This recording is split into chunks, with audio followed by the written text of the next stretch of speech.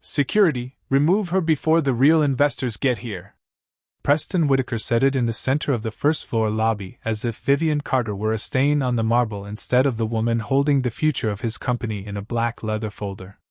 The lobby of Whitaker Biotech Systems was built to intimidate softly, 40-foot glass walls, pale stone floors polished enough to reflect shoes, a steel company logo glowing behind the reception desk, and a quiet waterfall running along one wall to make money sound peaceful.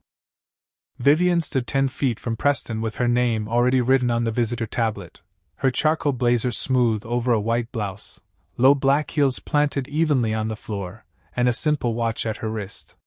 She had arrived at 9:52 for a 10 o'clock final term review with the board, carrying a folder that contained the last version of a $340 million investment package. That money could keep Whitaker Biotech from losing a government manufacturing contract, protect 2 plants from immediate cuts, and give the company one final chance to repair a supply chain that had been cracking for months. But Preston did not see any of that. He saw a black woman standing near reception without an escort, and his face arranged itself into the kind of certainty that never bothered to ask a question. Angela Reeves, the receptionist, had just leaned toward her screen and said, "Miss Carter, I see your appointment with Board Chair Marissa Chin," when Preston raised one hand and cut her off. "Angela, do not engage," he said. "We have had issues with unauthorized visitors trying to get upstairs." The words unauthorized visitors slid through the lobby like cold air.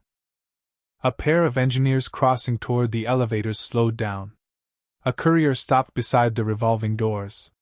Near the security desk, Jordan Ellis, a young security officer in a navy jacket, looked from Preston to Vivian with uncertainty already forming in his eyes.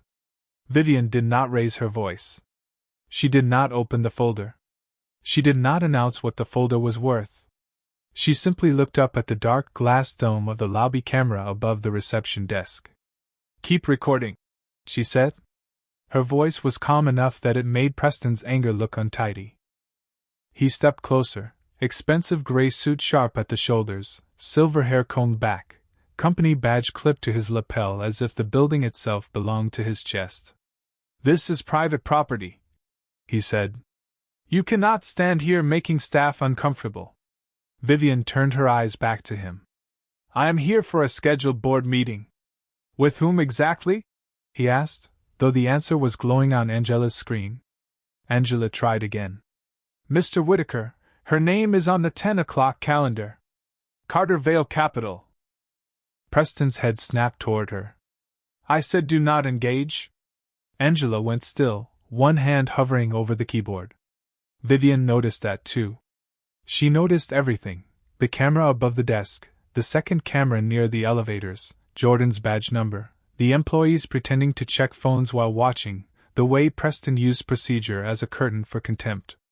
Jordan moved toward her because his chief executive officer had spoken, but he did not look proud of it. "Ma'am," he said softly, "I need you to step aside." Vivian looked at him, not unkindly. "Before you follow that instruction, state your name for the record." Preston laughed once, short and polished.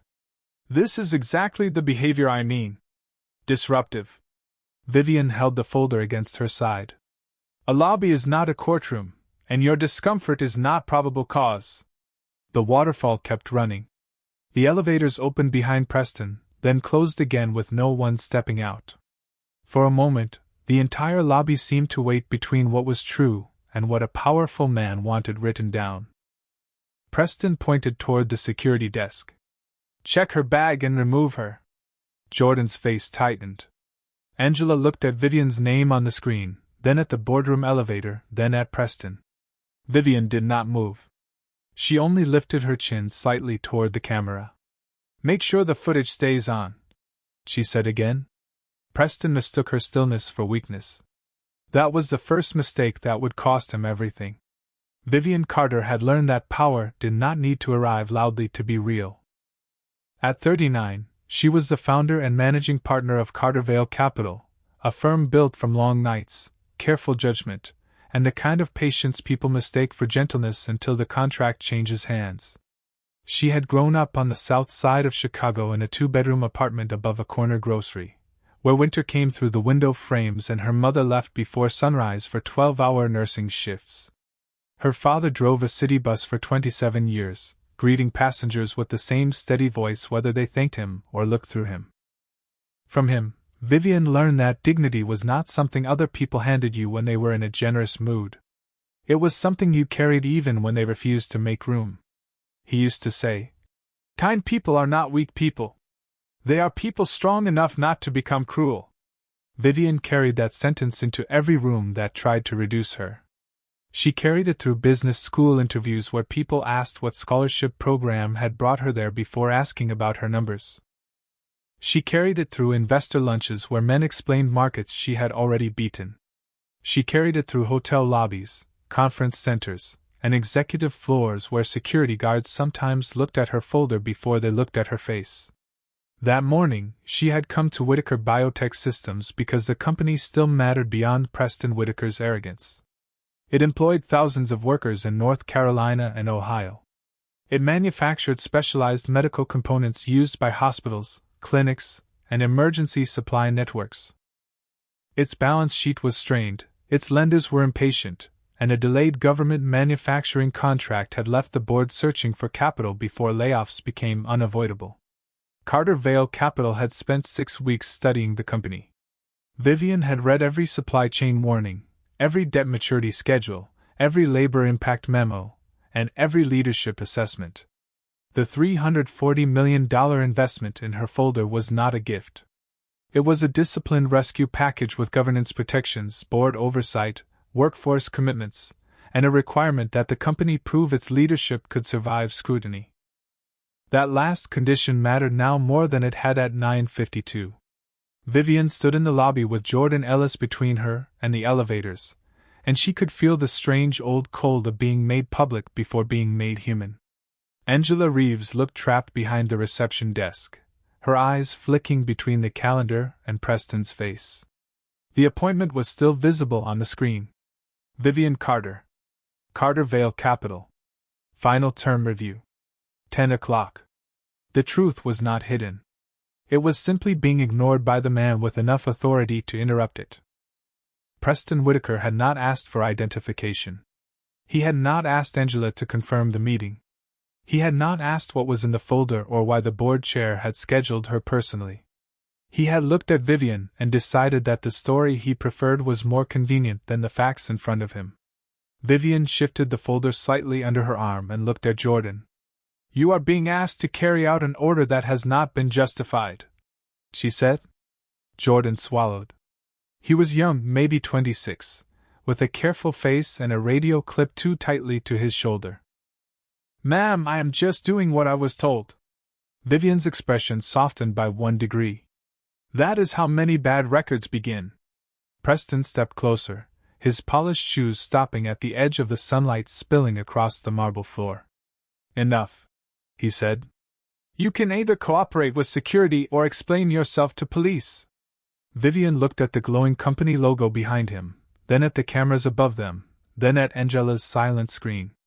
She thought of the workers whose names would never appear on the lobby wall, the plant supervisors waiting for payroll stability, the families connected to a company being endangered by the very man pretending to protect it.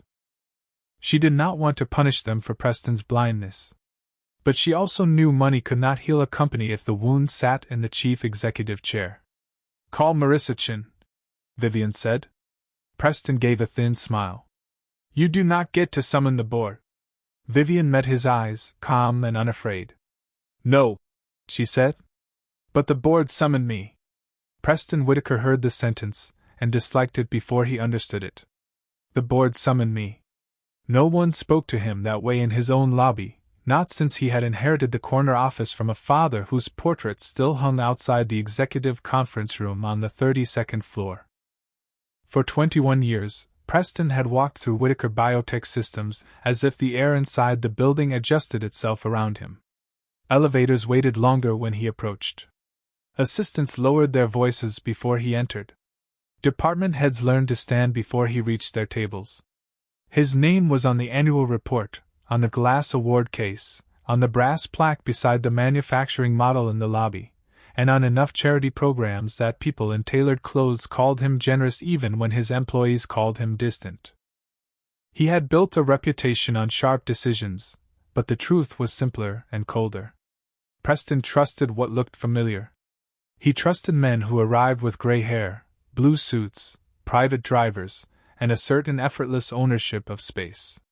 He trusted money when it dressed like old money. He trusted confidence when it sounded like his own voice reflected back at him. That was why Vivian Carter unsettled him.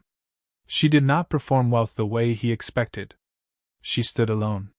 She wore no visible diamonds, no loud designer logo, no entourage stepping ahead to announce her importance. Her folder was black, her shoes were practical, her watch was plain, and her calm made him feel accused without her saying a word. He told himself this was instinct. He had always used that word when he wanted suspicion to sound like experience. Instinct had helped him push out vendors, intimidate junior executives, silence compliance warnings, and dismiss people who made him uncomfortable before they could become inconvenient. But this morning, instinct had walked him into the one mistake his company could not afford. Upstairs, the boardroom had been prepared for rescue. Coffee service had been arranged on a side table. Printed agendas carried the Carter Vale Capital name across the top. A large screen waited to display revised terms for a $340 million investment that could stabilize 2 manufacturing plants and satisfy lenders before Friday. Marissa Chin had warned him twice that Carter Vale cared as much about leadership conduct as financial performance. Daniel Brooks, the chief financial officer, had repeated that the investor had final authority and did not tolerate games. Preston had nodded through all of it while imagining someone entirely different walking out of the elevator. He imagined a man, probably older, probably escorted by counsel, probably impressed by the Whitaker name after a tour of polished labs and framed patents. He had not imagined Vivian. So when Angela said Carter Vale Capital, his mind rejected the evidence faster than his face could adjust. "The board does not summon unknown visitors through the front door," Preston said, trying to make his voice sound bored instead of threatened. Vivian looked at him with a stillness that made the marble lobby feel wider. "Then ask your receptionist to finish the sentence you interrupted." Angela inhaled carefully behind the desk. Her fingers trembled once over the keyboard, then steadied. Jordan Ellis turned his head toward the screen, clearly wanting permission to believe what was already there. Preston saw that small shift and hated it. Authority, he knew, could crack in public if people started checking facts too soon. "Angela," he said sharply, "step away from the system." Angela froze again. Vivian did not. She turned just enough for the camera to catch her face clearly and said, "For the record, the chief executive officer is preventing staff from confirming a scheduled meeting." Preston's jaw tightened. The waterfall kept whispering against stone. Somewhere above them, board members were waiting for a woman he had already decided did not belong. Jordan Ellis stood between Vivian and the elevators, but his body language had changed. He was no longer standing like a wall. He was standing like a man who could feel the floor shifting under him. Preston noticed it, and raised his voice just enough for the lobby to hear him clearly. "This individual has refused a reasonable security request." The phrase sounded official, clean, almost harmless, and that was what made Vivian's eyes narrow. She had heard that kind of language before. Individual instead of woman. Security request instead of unlawful humiliation. Reasonable instead of convenient. In buildings like this, Bias often wore a press suit and carried a policy manual it had never read closely. Vivian turned to Jordan. "Have I threatened anyone?" Jordan looked uncomfortable. "No, ma'am." "Have I touched anything that does not belong to me?" "No, ma'am." "Have I refused to identify myself?" Jordan glanced toward Angela's screen. "No, ma'am." Vivian nodded once, then looked back at Preston. "Then what you are calling a security issue is actually your refusal to verify an appointment." A few feet away, Angela's lips parted as if she wanted to add something, but Preston stepped into the space before she could speak. "You do not get to interrogate my staff in my lobby." Vivian's grip on the leather folder stayed steady. I am not interrogating him. I am protecting the record. That word, record, seemed to irritate Preston more than anything else. His face did not redden, but something hardened around his mouth. He had built his whole morning on the assumption that he could control the version of events. He would say an unknown woman appeared in the lobby. He would say she refused to cooperate. He would say security acted appropriately. Later, if anyone questioned it, he would add that decisions had to be made quickly. He would wrap prejudice in urgency and expect the room to accept it. Vivian was not letting him have that. She turned slightly toward the reception desk. Angela, please note the time. Angela swallowed. It is 9:57. Preston snapped. Angela. But she had already said it, and the sound hung in the lobby like a signature. Vivian nodded. Thank you. Preston faced Jordan again. Escort her to the security office until we determine who she is. Jordan's eyes moved to Vivian's folder. Ma'am, I am going to need you to come with me. Vivian did not move. On what basis? Preston gave a short laugh. On the basis that I am the chief executive officer of this company. Vivian looked at him for one long second, and there was no anger in her expression, only disappointment so controlled it felt heavier than anger. That explains your title, she said. It does not explain your conduct. A murmur passed through the lobby, soft and nervous. The courier near the revolving doors looked down quickly. One of the engineers took half a step backward, as if distance could protect him from being a witness. Jordan lowered his voice. Miss Carter, please. I do not want this to become a problem. Vivian's gaze softened again when she looked at him. It became a problem when he decided I did not belong before anyone checked the calendar. She shifted the folder away from Jordan's reach, not aggressively, just clearly. This folder contains confidential investment materials. I will not surrender it to security without legal authority or instruction from the board chair. Preston's patience thinned. There is no board chair coming down here because you demand it. At that exact moment, one of the elevator screens above the private bank lit up, showing movement from the upper floors. Vivian saw it, but she did not smile. She only turned back to Angela. Please call Marissa Chen now, using the number on the meeting invite. Angela looked terrified. Preston's stare pinned her to the desk. For a moment, her hand hovered in the air, caught between employment and truth. Then she clicked the calendar invite. The small sound of the mouse was almost nothing, but in the silence of the lobby, it felt like a door beginning to unlock. Angela clicked the calendar invite, and for the first time that morning, Preston Whitaker looked truly startled. Not afraid yet, not humbled, but startled that someone in his lobby had acted without waiting for his permission. The call tone began softly from the reception phone, one clean ring after another, each sound passing through the marble space like a small public correction. Vivian stood still with the leather folder beneath her arm, feeling the eyes in the lobby settle more heavily on her back. She knew this moment. It was the moment when truth had not arrived yet, but the lie had already begun to panic. Preston stepped toward the desk. "And that call," he said. Angela's hand froze near the receiver. Vivian looked at the phone, then at Angela. "Let it ring." Preston turned sharply. "This is my building." Vivian's voice stayed low. "That is why your behavior matters inside it." Jordan shifted his weight beside her. He was close enough to block her path, but not touching her, and Vivian could sense his conflict tightening with every second. He had been trained to follow the chief executive officer's instruction. He had not been trained for a scheduled investor being treated like a threat while her appointment glowed on a screen. Preston reached the reception desk before Angela could decide what to do. He pressed one finger down on the phone cradle and ended the call himself. The lobby went quiet except for the waterfall and the distant hum of elevators. Angela stared at the phone as if it had become evidence. Vivian turned slightly toward the nearest camera again. For the record, the call to board chair Marissa Chen was terminated by Preston Whitaker at 9:58. Preston's expression hardened. "That is enough." He looked toward Jordan.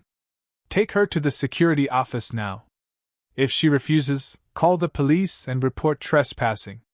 The word trespassing moved through the lobby with a cruel neatness. Vivian had entered through the front doors, given her name, stood at the desk, and waited for an appointment the company had scheduled. Yet in Preston's mouth, she had already become a problem to be removed, a story to be filed, a woman turned into a charge before anyone allowed the facts to breathe. Jordan's face tightened. "Mr. Whitaker, maybe we should confirm with the board before we escalate." Preston stepped closer to him, lowering his voice but not enough to keep it private. "Your job is not to advise me." Jordan looked down. Vivian saw shame appear before obedience. That made the moment sadder than it was frightening. "Miss Carter," Jordan said quietly, "please come with me to the security office." Vivian did not move. "I will stand here until the board chair confirms my appointment, or until legal counsel is present." Preston gave a cold smile. "You are making this worse for yourself." Vivian looked directly at him. "No. I am making it harder for you to rewrite." A small breath left someone near the elevators. The engineers were no longer pretending to leave.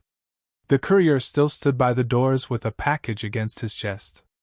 A woman from accounting had stopped near the waterfall, her hand covering her badge as if she suddenly disliked the company name hanging from it. Preston noticed all of them and raised his voice into authority again. Everyone returned to work.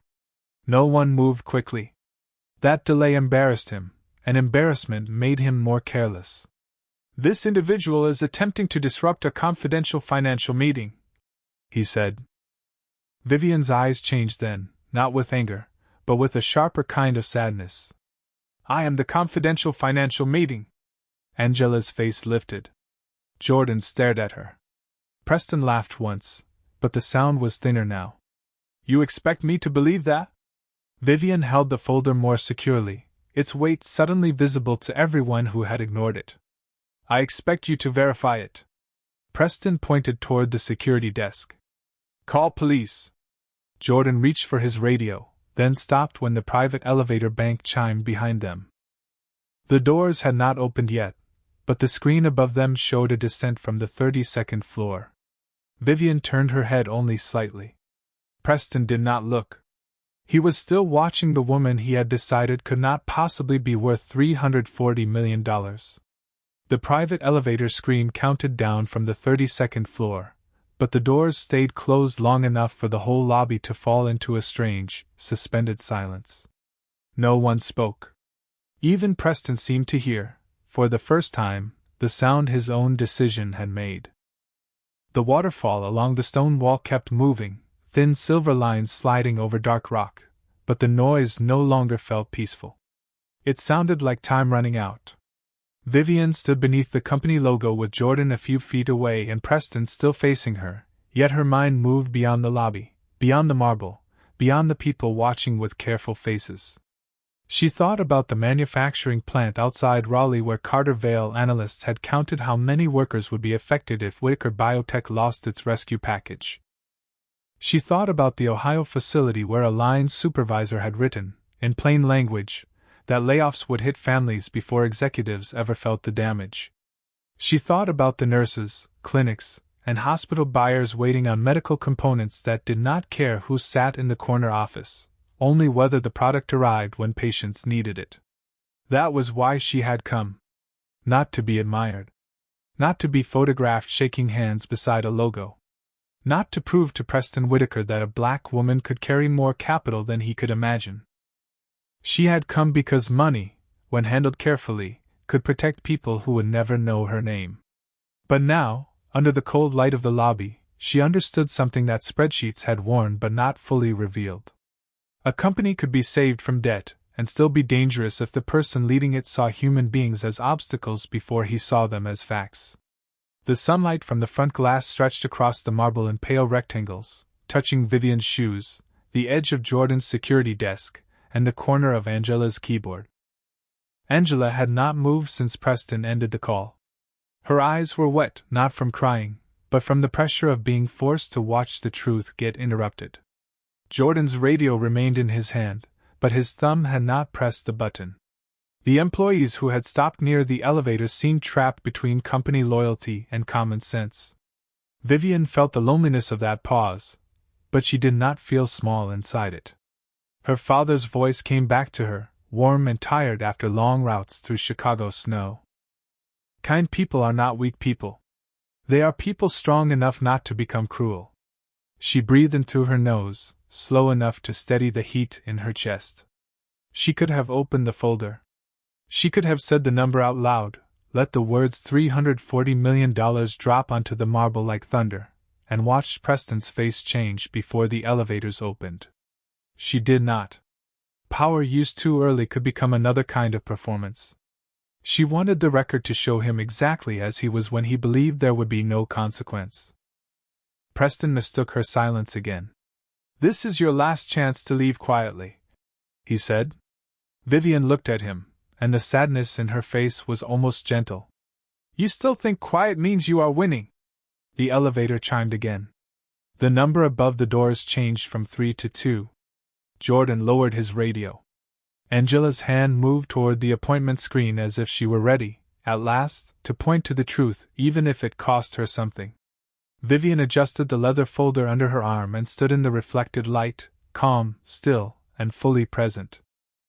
If this moment touched your heart, remember that dignity often looks quiet only because it is strong enough to wait. Then the elevator reached the lobby, and the doors began to open. The elevator doors opened before Preston Whitaker could speak again, and 3 people stepped out with the kind of urgency that made everyone in the lobby turn at once. Marissa Chin came first, board chair of Whitaker Biotech Systems, her navy suit unbuttoned, her face pale with alarm. Behind her hurried Daniel Brooks, the chief financial officer, clutching a tablet against his chest, and Evelyn Hart, one of the independent board members, still holding a printed agenda from the 32nd floor conference room. They had expected a delay, maybe a transportation issue, maybe a scheduling mix-up. They had not expected to find the woman responsible for their $340 million rescue package standing under the lobby camera with security between her and the elevators. Marissa saw Vivian, then Jordan, then Preston, and the color drained from her face in a way no polished executive training could hide. "Preston, what are you doing?" she said, but the question broke halfway through because she already understood too much. Preston turned, annoyed at first, as if the board chair had interrupted his control of the room. "Marissa, we have an unauthorized visitor situation. I am handling it." Daniel looked at the leather folder under Vivian's arm and shook his head once, slowly, like a man watching a bridge collapse in daylight. "That is Vivian Carter," he said. His voice was low, but the lobby carried it. "That is Carter Vale Capital." Marissa moved past Preston so quickly that Jordan stepped aside without being told. Her voice rose, not from performance, but from panic sharpened by consequences. "She is our $340 million investor." The sentence hit the marble harder than anything Preston had said. It did not need shouting after that. It spread through the lobby in the silence that followed, touching every witness, every camera, every excuse Preston had tried to build. Angela turned her monitor toward the open space with both hands, no longer asking permission. On the screen, the appointment glowed clearly: Vivian Carter, Carter Vale Capital, Final Term Review, 10 o'clock. Under it sat Marissa Chin's confirmation, Daniel Brooks's preparation notes, and the conference room assignment on the 32nd floor. Vivian did not move toward Marissa. She did not smile. She did not let relief soften the record too soon. She stood where she had been made to stand and allowed the truth to arrive without decoration. Preston stared at the screen, then at Vivian, then at the folder. For the first time, he looked not at her face, but at what he had failed to imagine she could carry. "There has been a misunderstanding," he said. The words came out quickly, almost automatically, like a door closing after smoke had already filled the room. Vivian looked at him with the same calm that had unsettled him from the beginning. "No," she said. "There has been a decision." Marissa turned toward Preston, her voice lower now. "You ordered security to remove our final investor from the lobby?" Preston's mouth opened, but no sentence formed cleanly. "I had no way of knowing who she was," Angela's hand tightened on the edge of the monitor. Jordan looked down. Daniel closed his eyes for one brief second. Vivian adjusted the folder beneath her arm. You had a receptionist, a calendar, a meeting invite, a board chair, a name, and a camera, she said. What you did not have was the willingness to verify before deciding I did not belong. Evelyn Hart stepped closer to Marissa and spoke quietly, but everyone heard enough. We need legal present. Now. Preston's face changed then. Not because he had learned dignity, not yet, but because consequence had finally taken a shape he recognized. Marissa turned to Vivian, her expression full of apology and fear. Miss Carter, I am deeply sorry. Please come upstairs, and we will address this immediately. Vivian looked toward the elevators, then back across the lobby where workers, guests, security, and staff had witnessed what no boardroom summary could soften. The meeting can happen, she said. But it will not begin with numbers. It will begin with the footage. The ride to the 32nd floor was quieter than the lobby had been, but the silence was different now. Downstairs, silence had protected Preston. In the elevator, silence accused him. Vivian stood beside Marissa Chin with the black leather folder beneath her arm, while Daniel Brooks watched the floor numbers rise as if each one were carrying them closer to a damage report no spreadsheet could repair. Preston stood in the back corner, no longer centered, no longer certain that the building moved around him.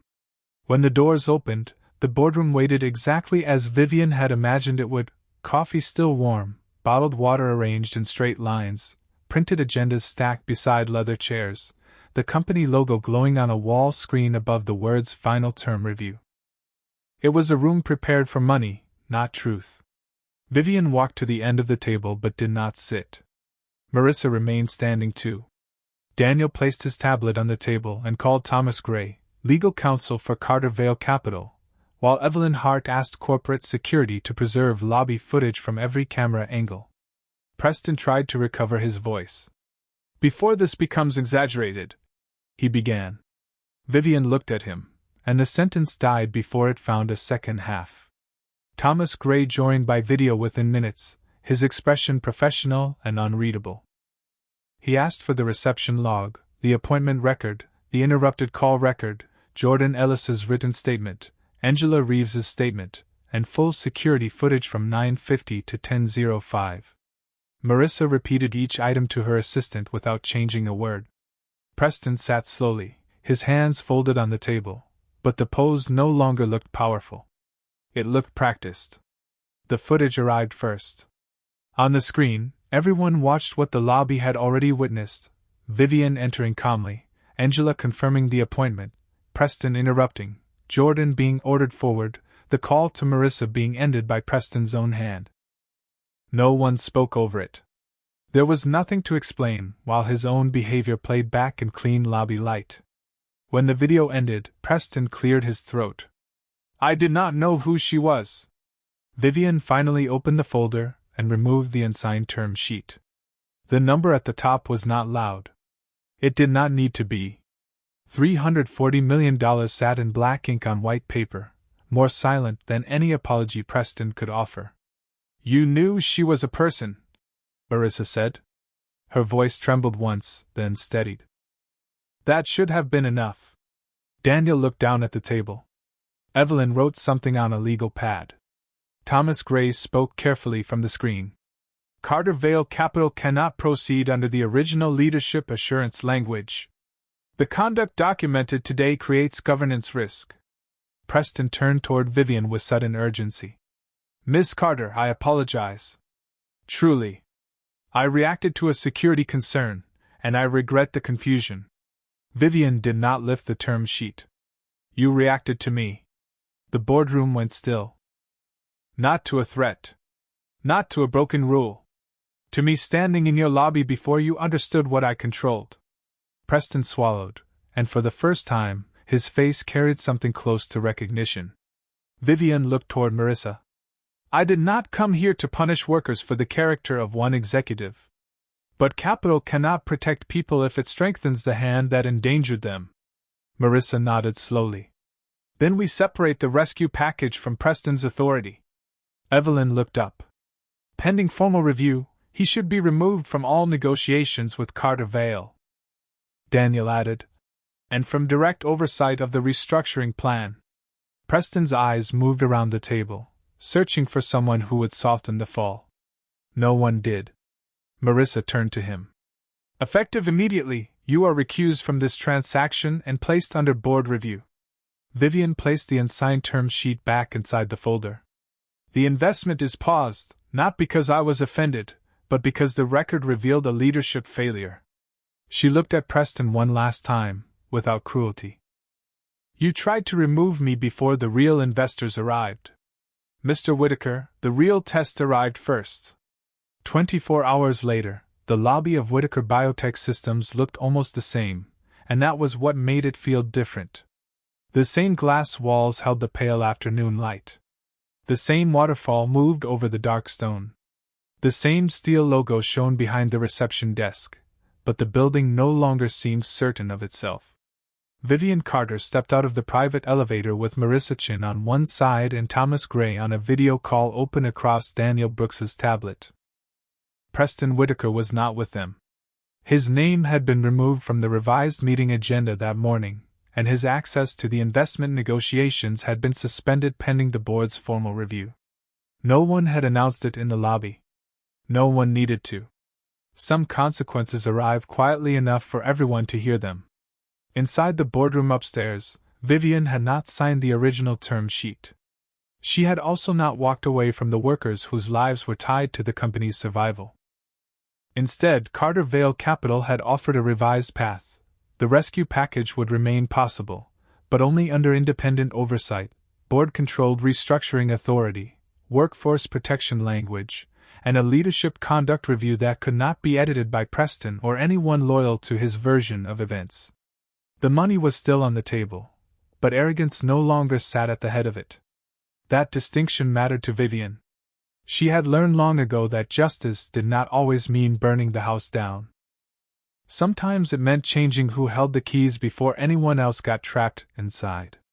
As she crossed the marble floor, Angela Reeves stood behind the reception desk with both hands folded carefully in front of her. Her eyes met Vivian's, and for a moment she looked like someone who had not slept enough but had finally chosen the truth in a room that punished hesitation. Miss Carter, Angela said softly, your car is waiting outside. Vivian nodded. Thank you for keeping the record. Angela's mouth trembled, but she held herself steady. Near the security desk, Jordan Ellis stepped forward, then stopped at a respectful distance. His uniform was the same, but his face was not. Miss Carter, he said, I should have asked more questions before I followed that order. Vivian looked at him without blame. Next time, let the facts arrive before fear does. Jordan nodded once, and the quiet shame in his eyes became something else, something that might one day become courage. Above the lobby, behind the glass railing on the second floor overlook, Preston stood alone. He was still in an expensive suit. His silver hair was still combed back. But without command in his voice and obedience moving around him, he looked smaller than the portrait he had spent years building. Vivian felt his gaze before she saw him, but she did not look up. He had wanted her removed before the real investors arrived. Now he watched her leave as the only investor still willing to save what he had almost destroyed. Outside, the afternoon had turned cool, and a thin rain darkened the sidewalk in front of the revolving doors. Vivian paused beneath the awning, the black leather folder steady in her hand. Behind her, the lobby camera still faced the marble floor where a lie had tried to become official and failed. In front of her, the city moved on in horns, tires, umbrellas, and wet light. She did not smile. She did not celebrate. She simply stepped into the gray afternoon with her dignity untouched, while inside the building, the record kept speaking for everyone who had been told they did not belong before anyone bothered to read their name.